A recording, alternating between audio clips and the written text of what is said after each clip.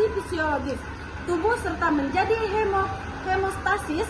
Komposisi cairan tubuh berbeda menurut usia, jenis kelamin, serta massa lemak dan terbagi dalam kompartemen intraseluler serta ekstraseluler dengan kandungan elektrolit utamanya seperti natrium, kalium, kalsium, magnesium, klorida, bikarbonat, dan fosfat. Ketidakseimbangan cairan maupun elektrolit dapat menimbulkan gangguan serius seperti hemoflemia, adema, hingga gangguan asam basa. Pengaturan dan faktor-faktor yang mempengaruhi sangat penting dalam praktikum keperawatan. Tujuannya, penulisannya ini adalah memberikan gambaran ringkasan mengenai konsep cairan dan elektrolit serta implikasinya terhadap keseimbangan tubuh. Metodenya yang digunakan berupa kajian literatur dari sumber teori keperawatan dan analisis isi materi. Rumusannya adalah yang dibahas meliputi 1. Bagaimana distribusi dan fungsi cairan tubuh. Yang kedua ada faktor yang mempengaruhi keseimbangan cairan dan elektrolit.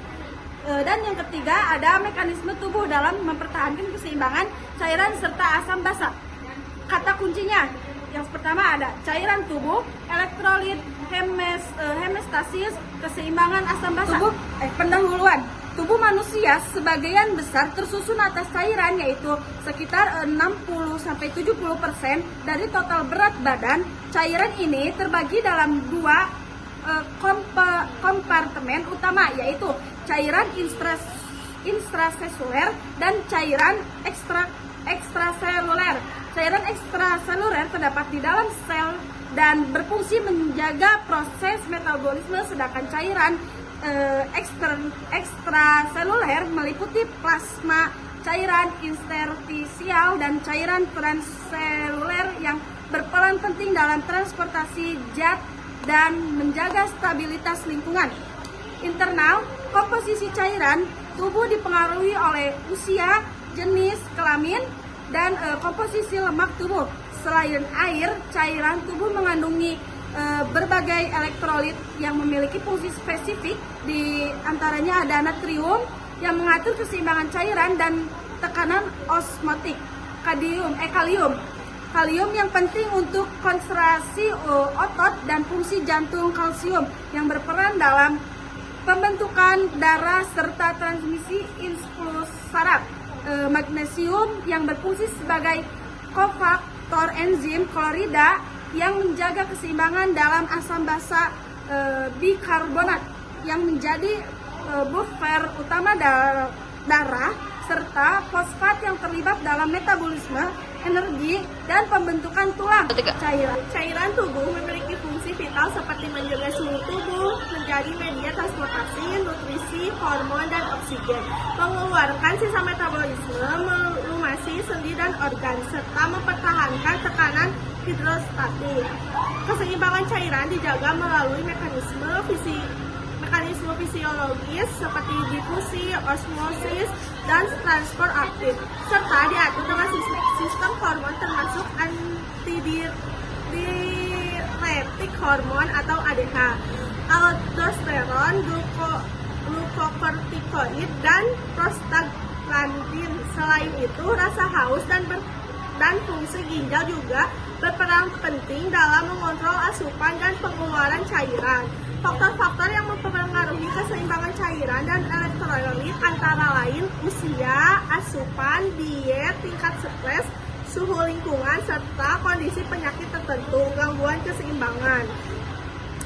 Cairan dapat menimbulkan masalah kesehatan serius seperti hipolemia, kekurangan volume cairan, hipervolemia, kelebihan volume cairan, dan edema penumpukan cairan pada jaringan. Sementara itu, keseimbangan asam basa dijaga melalui sistem buffer, mekanisme pernapasan, dan fungsi ginjal untuk memastikan pH darah tetap dalam rentang normal. Yang mendukung fungsi psikologis cairan dan elektrolit merupakan aspek fundamental yang tidak dapat dipisahkan dari kehidupan manusia.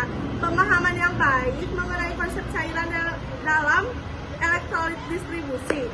Fungsi, faktor yang mempengaruhi hingga mekanisme regulasi serta gangguan yang dapat terjadi sangat penting dalam praktik keperawatan. Hal ini menjadi dasar bagi tenaga kesehatan untuk dapat melakukan pengkajian, pencegahan, dan intervensi yang tepat dalam menjaga kondisi homeostasis pasien. 1. Volume dan cairan distribusi cairan tubuh. A. Volume cairan tubuh TBW adalah sekitar 60% dari berat badan pada pria dan 50% pada wanita dewasa. Jumlah ini bervariasi tergantung pada kandungan lemak tubuh dan usia. Jaringan lemak menyimpan sedikit cairan sehingga TBW lebih rendah pada individu dengan lemak lebih banyak. Misalnya, wanita umumnya lebih rendah dari pria. Usia juga mempengaruhi. Bayi baru lahir sekitar 70-80% dari berat badan. Usia 1 tahun 60% dari berat badan. Pubertas sampai 39 tahun pria 60% dan wanita 50% dari berat badan. Usia 40 sampai 60 tahun pria 55% dan wanita 47% berat badan. Usia di atas 60 tahun pria 50% dan wanita 46% dari berat badan. B. Distribusi cairan. Cairan tubuh terbagi menjadi dua komponen. 1. Komponen interseluler atau CIS, cairan di dalam sel sekitar 2/3 TBW atau 40% dari berat badan. 2. Cairan ekstraseluler atau CES, cairan di luar sel 20% dari berat badan. Cairan terdiri atas plasma, cairan intravaskuler 5%, cairan interstisial, cairan di sekitar tubuh seperti limfa 10-15%, dan interseluler misalnya cairan dalam rongga mata dan lain-lainnya sekitar 1-3%. 2. Komposisi cairan tubuh mengandung oksigen dari paru-paru dan nutrisi dari saluran pencernaan, mengandung produk metabolisme seperti karbon dioksida, mengandung ion-ion atau elektrolit. Kation adalah ion bermuatan positif dan anion adalah ion bermuatan negatif. 3. Fungsi cairan mempertahankan panas tubuh dan mengatur temperatur, transfer nutrisi ke sel, transfer hasil sisa metabolisme, transfer hormon, mempertahankan tekanan hidrostatik dan sistem kardiovaskuler. Air bergerak dari CES ke CIS, cairan intraseluler. Peningkatan osmolaritas CES atau diketahui air bergerak dari CIS ke CES.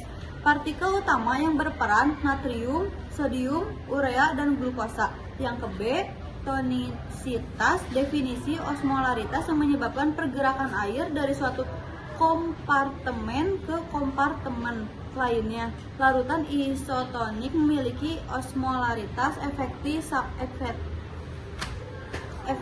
osmolaritas. Lanjut aja. Osmolaritas efektif sama dengan cairan tubuh. Misalnya NaCl 0,9%, Ringer, laktat, dan larutan 5% dextrose dalam air. Larutan hipertonik memiliki osmolaritas efektif lebih besar dari cairan tubuh, misalnya larutan 0,45% NaCl dan larutan 0,33% NaCl.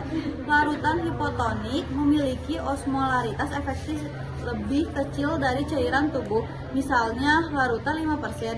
Dextrose dalam salin normal D5NS 5%, dextrose dalam 0,45% NaCl D51/2NS dan 5% dextrose dalam Ringer laktat D5RI. 6. Mekanisme pergerakan cairan tubuh. A. Difusi. Partikel bergerak dari konsentrasi tinggi karena hingga seimbang. Cairan dan elektrolit didiskusikan menembus membran sel. Kecepatan dipengaruhi oleh ukuran molekul, konsentrasi, dan temperatur. B. Osmosis. Pelarut bersih seperti air bergerak melalui membran semi-permeabel. Air bergerak dari larutan konsentrasi lebih rendah ke konsentrasi lebih tinggi, bersifat menarik atau osmotik. C. Transfer aktif, bergerak vertikal dari konsentrasi rendah ke tinggi melawan gradien konsentrasi, membutuhkan energi dari tubuh, contohnya peta jantung. 7. Keseimbangan cairan. Definisi: ditemukan oleh asupan intake dan pengeluaran cairan. Asupan harian 1.800 sampai 2.500 mili per hari. Minuman 1.200 mili, makanan 1.000 mili. Ginjal, urin 1.200 sampai 1.500 mili. Kulit 600 sampai 800 mili, paru-paru 300 sampai 50 mili, feses 100 mili. 8. Faktor yang mempengaruhi keseimbangan cairan dan elektrolit. Usia berkaitan dengan luas permukaan tubuh, metabolisme, dan berat badan. Temperatur lingkungan, panas berlebihan menyebabkan keringat, kehilangan sebanyak 15-30 gram per hari. Diet, kekurangan nutrisi rendah memicu cadangan energi, memicu pergerakan cairan dan intersial ke intraseluler. Stres meningkatkan metabolisme, menyebabkan konsentrasi natrium dan air meningkat, produksi ADH, dan menurunkan ekspresi urin. Sakit, kondisi seperti pembedahan, trauma, kelainan ginjal, atau gangguan hormon dapat mengganggu keseimbangan. 9. Pengaturan keseimbangan cairan, rasa dahaga, penurunan fungsi ginjal, mensimulasi retrol memicu argontrasi. 2. Retrol merangsang hipotalamus, retrol timbul sensasi haus. Osmoreseptor di hipotalamus mendeteksi peningkatan tekanan osmotik, retrol mengaktifasi saraf, retrol timbul sensasi rasa dahaga. ADH hormon antidiuretik asal dibuat di hipotalamus dan disimpan di neuriposis kelenjar hipofis posterior. Stimulus sekresi, peningkatan asmalarotis, kadar zat berlarut dan penurunan cairan ekstrasel. Fungsi peningkatan reabsorpsi air pada ductus colligentus ginjal yang bertujuan menghemat air dalam tubuh. Aldosteron asal diksreksi dan kelenjar adrenal. Stimulus pelepasan konsentrasi kalium tinggi, natrium rendah, dan aktivitas sistem renin-angiotensin efektif untuk mengendalikan hipertonia. Fungsinya adalah untuk bekerja pada tubulus ginjal untuk meningkatkan absorpsi natrium dan air mengikutinya sehingga meningkatkan volume darah. Asam lemak alami di banyak jaringan. Fungsi umum: responsi radang, pengendalian tekanan darah, konstriksi uterus dan molitus gastrorenal. Fungsi di ginjal berperan mengatur sirkulasi ginjal, respon natrium, dan efek ginjal pada ADH. Glukotikoid, fungsi meningkatkan reabsorpsi natrium dan air dan menyebabkan volume darah naik. Perubahan kadar glukotikoid dapat mengaruhi keseimbangan volume darah. 10. Pengeluaran cairan. Pengeluaran cairan terjadi melalui organ-organ seperti ginjal, organ utama. Untuk pengaturan keseimbangan cairan menerima 170 liter darah untuk disaring setiap hari. Produksi urin normal 1 mili per kilogram per jam untuk semua usia 1 atau sekitar 1,5 liter per hari. Dewasa, jumlah urin dipengaruhi oleh hormon ADH dan aldosteron. Mulai. B. Kulit. Cairan hilang melalui kulit diatur oleh saraf simpatis yang merangsang aktivitas kelenjar keringat. C. Paru-paru. Paru-paru menghasilkan IWL sekitar 400 mili per hari. Peningkatan IWL terjadi sebagai respon terhadap peningkatan kecepatan dan kedalaman napas akibat pergerakan atau demam. Gastrointestinal atau saluran cerna Dalam kondisi normal, cairan yang hilang dari saluran cerna adalah sekitar 100-200 ml setiap hari. Selanjutnya, perhitungan IWL keseluruhan. Umumnya sekitar 10-15 cc per kilogram berat badan per 24 jam dengan kenaikan 10% dari IWL pada setiap kenaikan suhu 1 derajat Celcius. 11. Pengaturan elektrolit. A. Natrium atau sodium merupakan kalion paling banyak di cairan ekstrasel di luar sel. Fungsi: memengaruhi keseimbangan air, hantaman, impuls saraf, dan kontraksi otot. Pengaturan: diatur oleh asupan garam, hormon aldosteron, dan pengeluaran urin. Nilai normal sekitar 135-148 per liter. B. Kalium potasium merupakan kalsium utama di cairan intrasel atau di dalam sel. Berfungsi untuk fleksibilitas neuromuskuler, kerja saraf dan otot, dan kontraksi otot. Penting untuk pembentukan glikogen, sintesis protein, dan pengaturan keseimbangan asam basa karena dapat ditukar dengan ion hidrogen. Normalnya sekitar 2,5-5,5 per liter. Kalsium berguna untuk integritas kulit dan struktur sel, konduksi jantung, pembentukan darah, serta pembentukan tulang dan gigi. Diatur dalam cairan eksternal oleh kelenjar paratiroid dan tiroid. Hormon paratiroid mengabsorpsi kalsium melalui gastrointestinal dan sekresi melalui ginjal.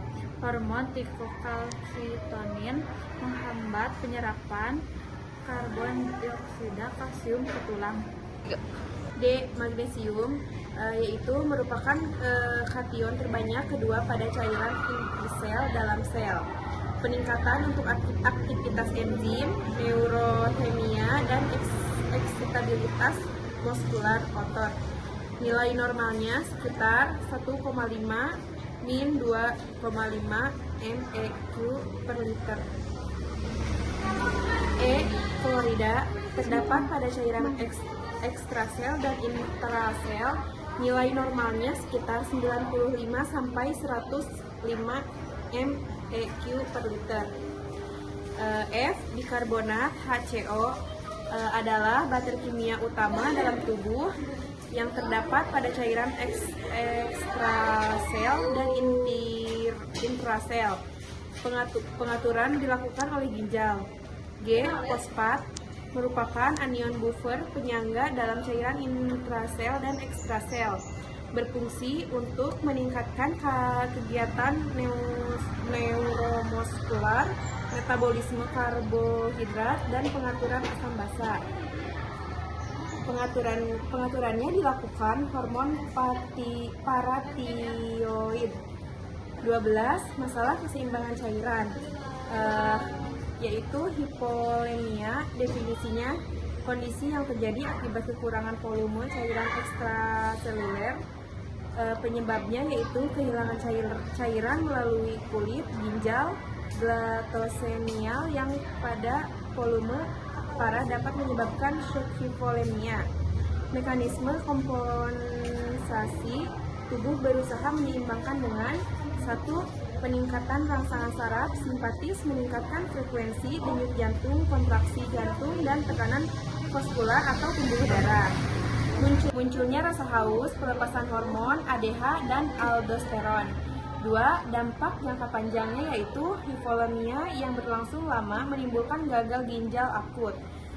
Gejala hipolemia, gejala umumnya meliputi subjek atau umum, pusing, lemah, letih, anoreksia, mual, muntah, dan rasa haus.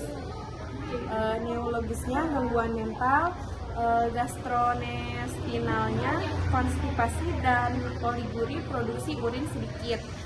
Kardiovaskular, denyut jantung meningkat, tekanan darah menurun. Integrumen atau kulit, turgor kulit menurun, lidah kering kasar, mukosa mulut kering. Tanda-tanda lainnya yaitu penurunan berat badan aktif, mata cekung, dan penggosokan vena jagularis. Pada bayi dan anak yaitu adanya penurunan jumlah air mata. Pada pasien shock, tampak pucat, denyut jantung cepat dan halus, hipotensi, dan oliguri. Pengeluaran cairan. Pengeluaran cairan terjadi melalui organ-organ seperti ginjal, kulit, dan paru-paru. Ginjal adalah organ utama untuk pengaturan keseimbangan cairan, menerima 170 liter darah untuk disaring setiap harinya. Produksi urin normal 1 ml per jam untuk semua usia atau sekitar 1,5 liter per hari untuk dewasa. Jumlah urin dipengaruhi oleh hormon ADH dan aldosteron. Dan yang kedua, kulit. Cairan hilang melalui kulit diatur oleh saraf simpatetik yang merangsang aktivitas kelenjar keringat. Dan yang ketiga ialah paru-paru. Paru-paru menghasilkan IWL sekitar 400 ml per hari. Peningkatan IWL terjadi sebagai respon terhadap peningkatan kecepatan dan kedalaman napas akibat pergerakan atau demam. Gastrointestinal, saluran cerna. Dalam kondisi normal, cairan yang hilang dari saluran cerna adalah sekitar 100-200 ml setiap hari. Perhitungan IWL keseluruhan umumnya sekitar 10-15 cc per 24 jam dengan kenaikan 10% dari IWL pada setiap kenaikan suhu 1 derajat Celcius. Bendungan aliran limpa mengakibatkan aliran cairan terhambat sehingga cairan masuk kembali ke kompartemen vaskular. 5. Gagal ginjal. Ginjal mengalami gangguan pembuangan air yang tidak adekuat dan reabsorb natrium yang berlebihan sehingga cairan dan natrium tertahan di interstisial. 13. Keseimbangan asam basa sangat penting karena tubuh mengandung senyawa asam dan basa yang memengaruhi kadar ion hidrogen dalam cairan tubuh diukur dengan pH.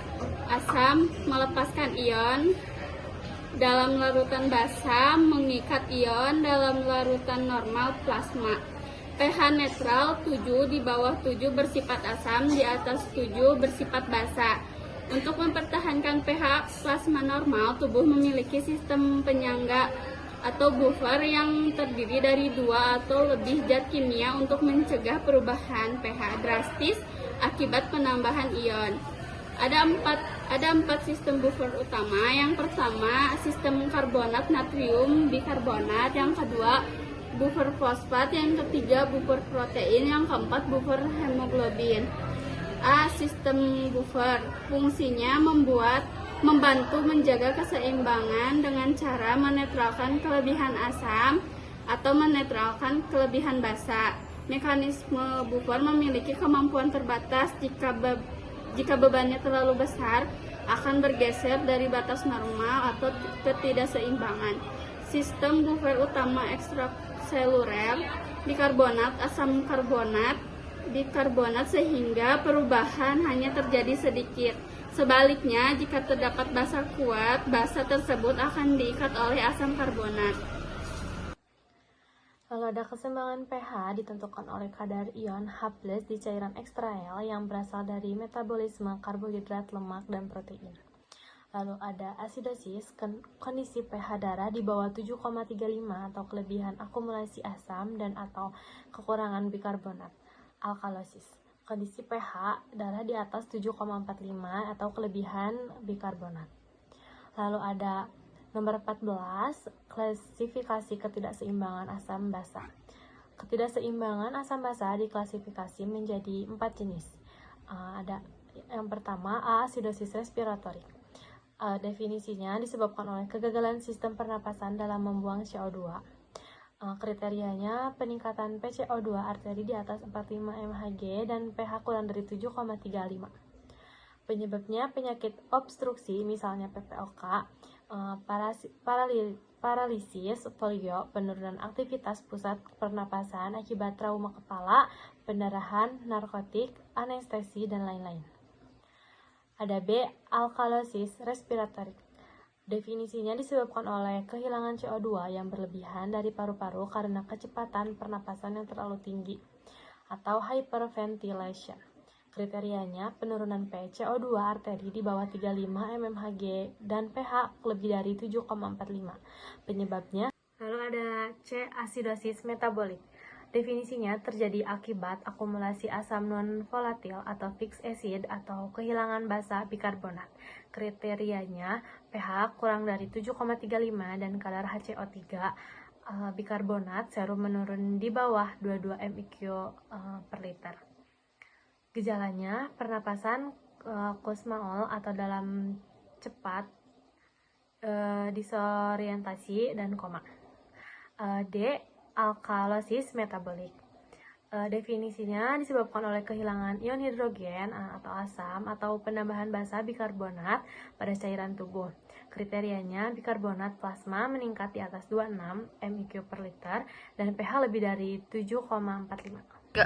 Kesimpulan, cairan dan elektrolit merupakan komponen penting dalam tubuh yang berperan menjaga homeostatis dan fungsi fisiologis. Cairan tubuh terbagi dalam komponen intraseluler dan ekstraseluler dengan kandungan elektrolit utama seperti natrium, kalsium, kalium, magnesium, klorida, bikarbonat, dan fosfat yang masing-masing memiliki fungsi khusus. Cairan berperan dalam mengatur suhu, mengangkut zat, membuang sisa metabolisme melalui organ, serta menjaga tekanan hidrostatik.